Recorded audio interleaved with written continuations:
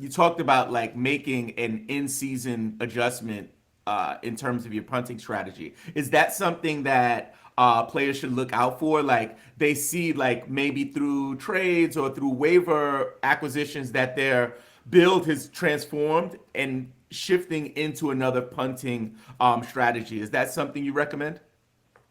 Yeah, I think so. I think if you're fairly new to it and you don't necessarily want to go with a punt build right on draft day, just draft best player, get a good team together, give it a couple of months and have a look, then go and check your standings. Have a look at, like, I always, whenever I check my standings, I don't actually check where I'm sitting. I mean, I look, but I don't focus on where I'm sitting in the standings, whether I'm fourth, whether I'm third, whether I'm eighth.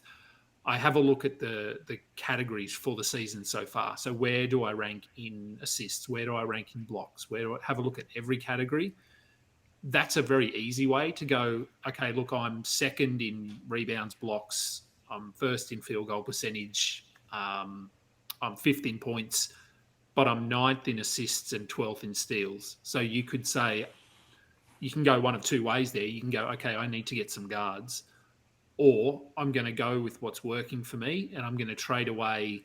Um, like this season, for example, you might have Jordan Poole. Okay, I don't need him because he's getting the assists and steals, and I'm not good in those categories, so I'll trade him and get a top 40 player back, like a Miles Turner or something. I don't know.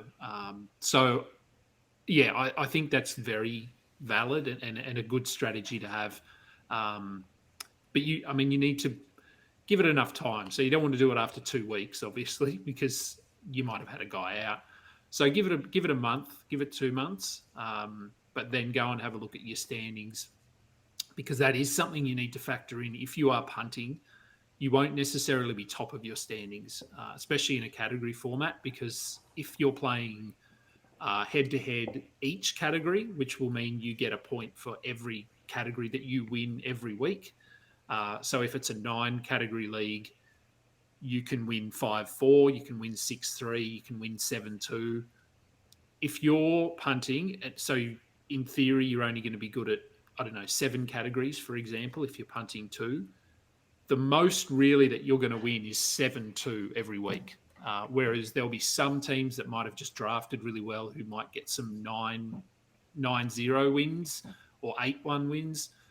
So usually I'd say when I'm punting, I don't finish first in the regular season.